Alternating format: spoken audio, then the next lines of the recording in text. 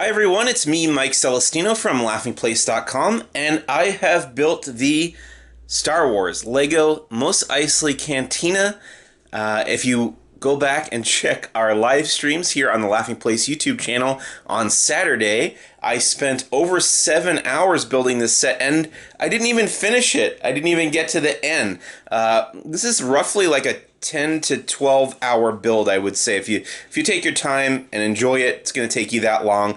I would recommend not doing it in one day. I would say take your time, do it in 2 or 3 days. And this is the instruction manual. So I did most of this on Saturday, then I finished it up yesterday, Sunday, and now I'm just going to shoot a quick video review. Nice thick instruction manual here. It just says Star Wars on the back. It's got some fun pictures from the movie and stuff inside. But this is the finished set, and I think it's pretty great. I'm going to go through and talk about some of the details and some of the minifigures, most of the minifigures, although a lot of them are repeats that you probably have already if you collect Lego Star Wars sets. And in general, I just kind of want to go through and show you everything that this set has to offer. Here's the box it came in, a nice big box. It does cost a lot. It is a little expensive for a Lego set. It's about $350. It's exactly $350 actually, plus tax. And it came with that Yoda's lightsaber set that I reviewed the other day on this YouTube channel. Let's zoom back out again here. We'll take a look at everything together. And this bag has all the extra pieces that I ended up with at the end of my build. So there were a lot of those. And then I've also got the used sticker sheet that previously contained all the stickers that went into this very detailed, very cool, and pretty movie accurate set. But let's dive in and explore everything that there is to see in this Lego Star Wars Mos Eisley Cantina. Here we go. Okay, so this is set number 75290. It contains 3,187 pieces. It's a sizable set, though not the largest one I've ever built. That would be the UCS Millennium Falcon, and there's a couple other sets that I have that are actually more pieces than this. The Ghostbusters Firehouse and the Jawa Sandcrawler, the Ultimate Collector Series Sandcrawler. But this is a nicely sized set for sure, and it does have a lot of cool features, and it just takes up a lot of space. It has a nice big footprint. It also comes with a whole bunch of minifigures. I want to say like there's 21 minifigures. I've got them all set up inside and outside the buildings here, but we'll go through the minifigures as we go along. First, I want to take a look at some of these kind of side builds that don't really attach to the main structure, and one of those is this Landspeeder, and this is a Landspeeder that drives past our heroes when they enter into Mos Eisley Spaceport, right? You never find a more wretched hive of scum and villainy.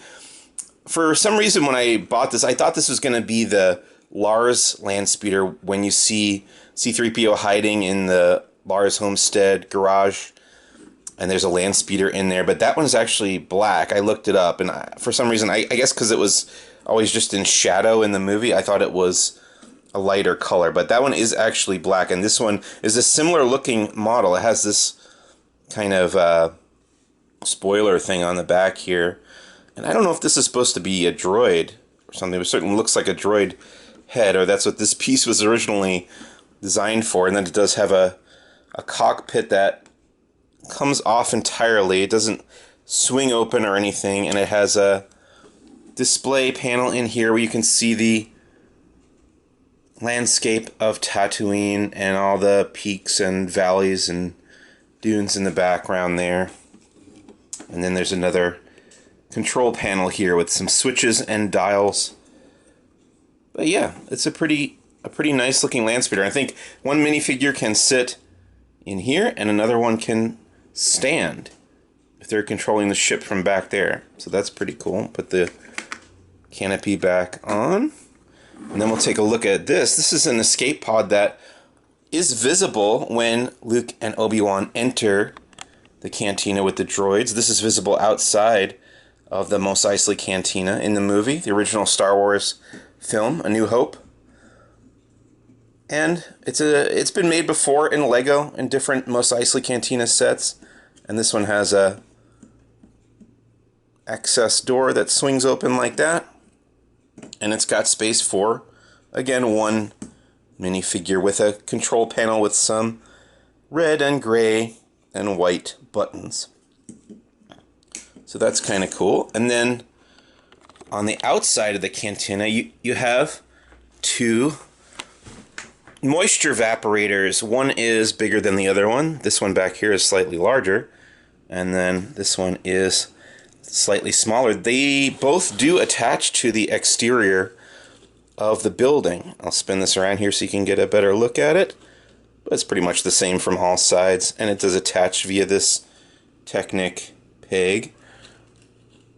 And that's a cool looking build, but I like the other one a little bit better, and that just slides right in there. And this one comes detached from the back of the cantina. And again, it's a little bit larger than the other one. And it has some more detail to it. Just a really nice looking build. One of the more detailed moisture evaporators that I've personally seen in Lego form. I'll bring you around the back here to show you how this attaches to the back. And it just pops in like that. Tough to do with one hand, but this came loose when I was removing the moisture evaporator. But this is the back side of the cantina while we're back here. Just got some crates, removable crates. There's little bits of tech and scrap inside these crates back here, and it just kind of looks like the back alley of a cantina. I'm not sure if this is supposed to be like a space trash can or some kind of equipment used for the cantina. And then there's a Imperial crate here, another bucket. This was supposed to have something in it, but anytime there's a loose piece that's not attached with the stud, I tend to take it away because it falls and gets lost. Here's the back entrance to the cantina, and this just opens like this, and that goes into the storage room. We're going to open up the cantina in a little bit and take a look at what it looks like inside. First, let's take a look at these two side buildings here that are attachable to the main cantina build there, but they're also detachable. And again, it's tricky to do it with one hand, but let me see if I can. Yep, there we go. Comes apart like that. This is one of the buildings, and this is just a little shop, a little junk shop. You can see some of the junk being displayed for sale there. And we're going to take a look at our first minifigure now. This is Garandan. He's a Kubaz species, and he's famously the Imperial spy in the first Star Wars movie. He tells the Empire where to find the Millennium Falcon in Docking Bay 94. And I'm pretty sure this is the first time ever that Garandan has been available in Lego form, so I think that's really cool. His snout is its own little detachable piece that wraps around the neck of the Lego minifigure, and it's got the goggles attached to it there. And then he's just got your standard hood and the cloak, the cloth cloak. Just a great looking figure. I'm really glad to have him finally in Lego form. Let's take a look at this shop a little bit further, and it does split open like that to give you a better look inside. There's like kind of a broom hanging there, and a little window, and this is where the shopkeep can sit. There's a wrench and some binoculars, or I guess it's supposed to be a droid piece probably, and a glass in case you're thirsty while you're working there. And then, oh, there's another blaster rifle kind of hanging there as well. There's the junk outside. This is the other side of the build, and then the entrance for the shopkeep. Kind of lift this up again, just slides open like that. push that aside, and we'll take a look at this next little side build. And this is another part, I think, of the junk shop. You know, this is probably where you can go and browse. And of course, we've got a Jawa who probably works there. And he's got a little Jawa blaster that can disable droids. We've seen plenty of Jawas in Lego form before. There's the backside. So that's nothing terribly new, but cool to have more of them to add to my collection for sure. And then the shop itself, it just has this cool, this is like a little mini build of a gear or drive shaft or something.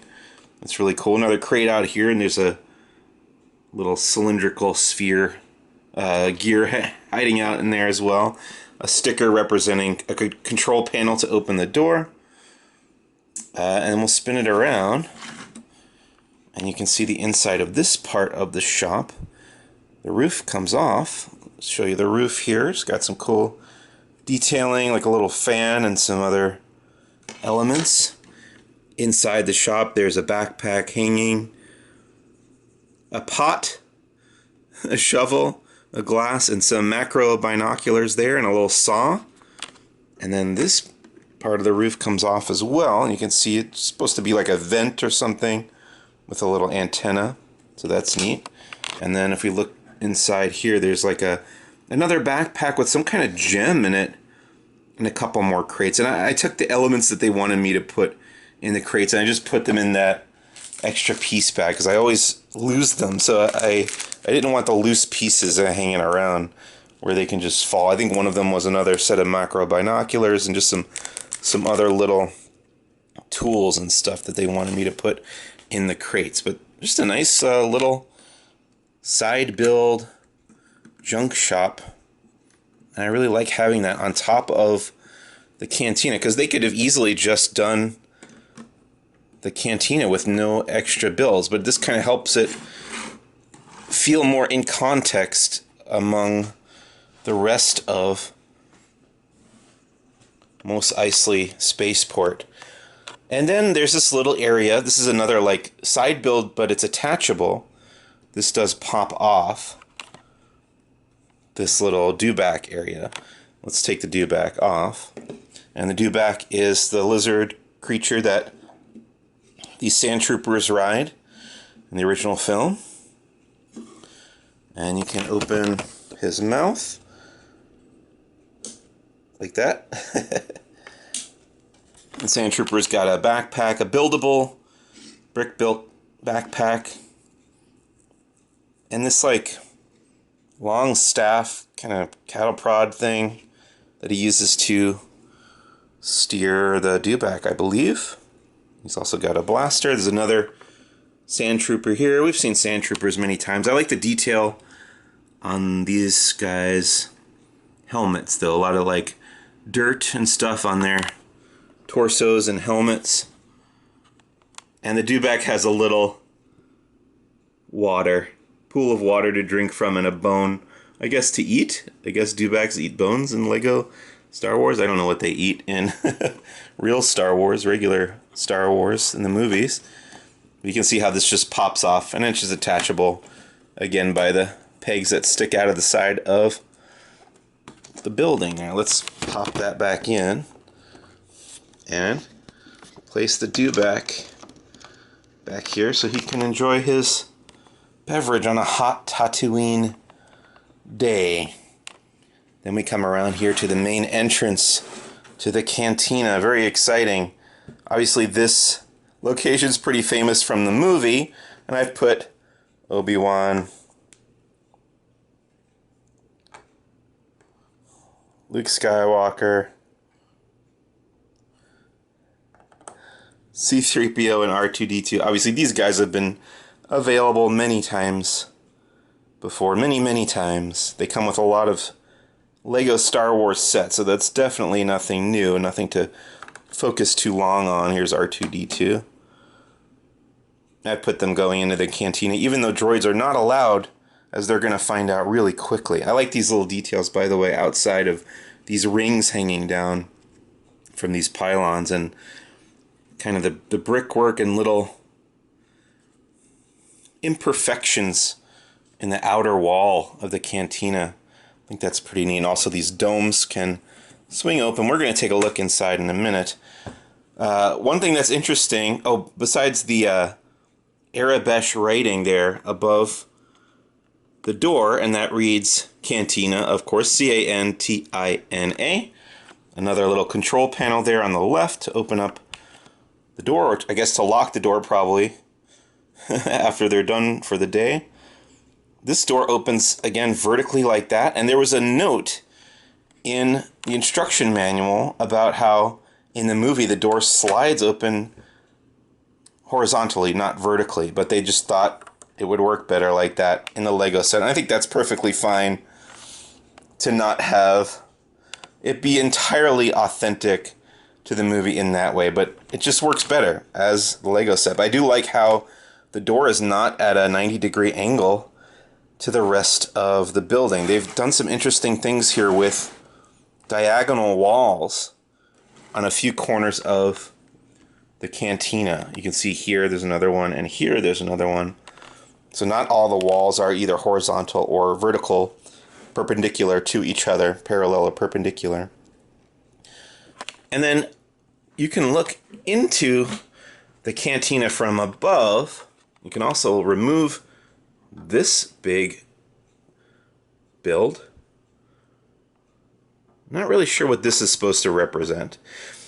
To go on a little mini rant here, I guess, I would have much preferred if they had completed the roof and have a removable roof entirely that entirely covers the interior of the building, be a little bit more realistic, or barring that, just leave it open like this where you can see inside much more clearly. I'm not sure what this does. This doesn't really serve any purpose to me personally.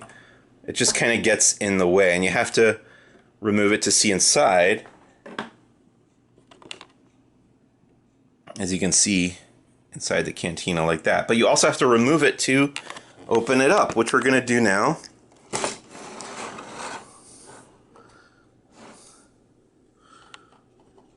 Okay, so this is what the cantina looks like after you've opened it up.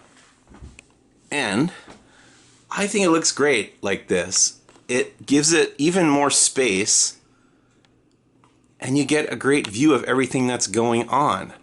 And then you can leave it at an angle like this, or you can open it way up like that, so it's like a horizontal. Whoa, there's Wooher, the bartender, staring us right in the face. But yeah, look at this great looking diorama with the bar in the center. And we'll start there. This, of course, is the famous bar where Luke and Obi-Wan meet Chewbacca and set off on their adventure.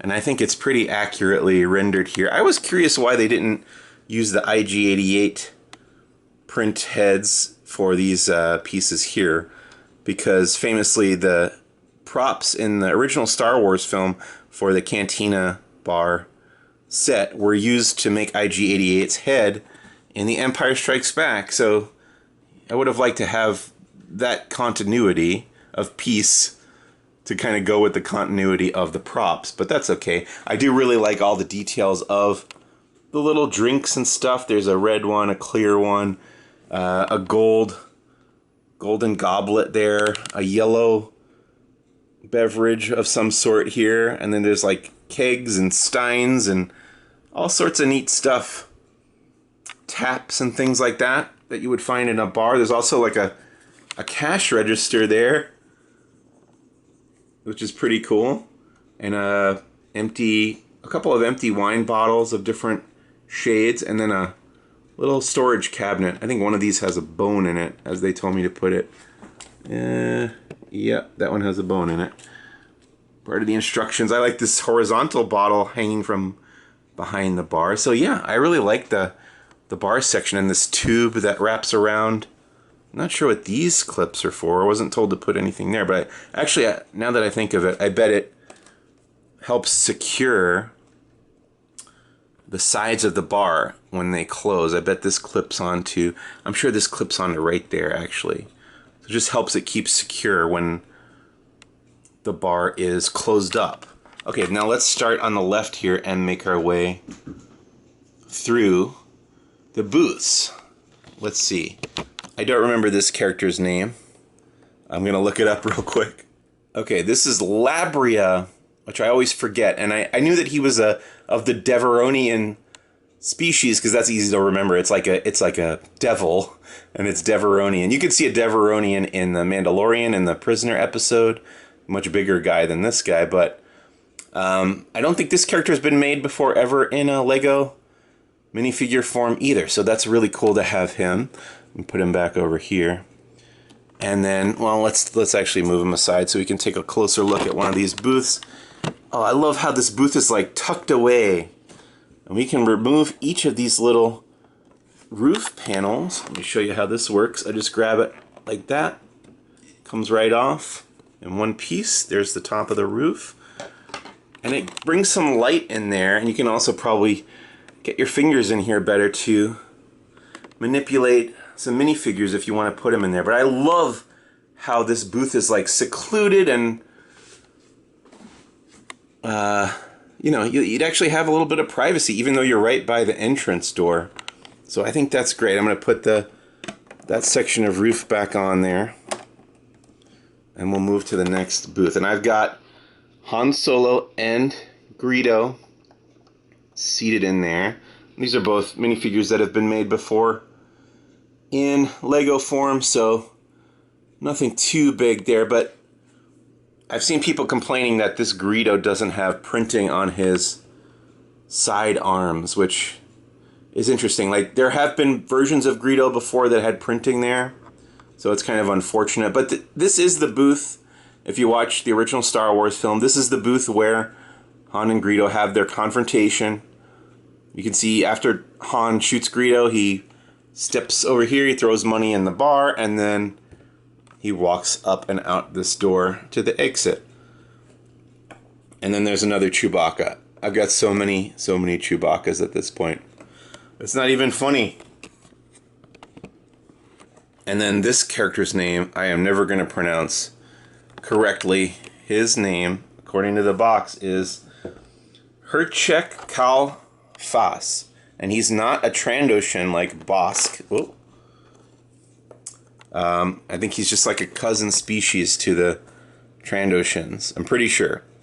And this is another character that has never been made in Lego minifigure form. And yeah, making this cantina, this giant cantina playset, gave them a really great opportunity to start making all these characters that we haven't seen before in Lego form. And then this booth here is similar to the one where Han and Greedo are seated. And you can see, I like the detail of the glasses and cups sitting around that people have had drinks and stuff, and the little lighting fixtures around the bar. I like that too. You can see there's one, if I open this up, you can see the one at the entrance. By the way, here's the droid detector. We can get a shot of that. That when they step in through the entrance, when Luke and Obi-Wan and the droids step through the entrance here in the movie, like this, you can see, oh, they're coming through. See them there? And they'll step through the door, and then this droid detector here goes off. There's two stickers on this. There's also some seats around the corner there. And I was really glad that they included that detail of the droid detector that goes off and warns the bartender that there's some droids coming into the cantina. Of course, they're not, they don't serve their kind in here. Okay, let's move along. We've already seen the bar, so we're going to go to the next set of booths. Now, these two guys, I'm super, super excited to have in Lego minifigure form. And they're not major characters, but they do play a important, fun role in the original Star Wars film. He's got the death sentence on 12 systems. He doesn't like you. Ponda Baba and Dr. Evazan. I think he's an Aqualish is his species. And this guy's like a mad scientist. He's shown up in the Star Wars comics a bunch recently in the current canon. And these two are really evil. They're like mad scientist, evil, performing experiments on people and stuff like that. I'm just super excited. They also have a cameo appearance in Rogue One, a Star Wars story where they pass by our heroes on Jedha. And they obviously escape to get to Mos Eisley before Jedha gets blown up. And then behind them here, well, let's move them aside. We'll take a look at the Cantina Band, aka Figrin Dan and the Modal Nodes, which is the name of the band that plays in the Cantina. And they gave me, in this set, they give you 3 members of the band, which I thought was interesting and a little confusing because in the movie, there's just 4. I'm pretty sure it's just 4 guys. So why not just throw in the extra one? Why not have 4 little Biff musician minifigures instead of just 3?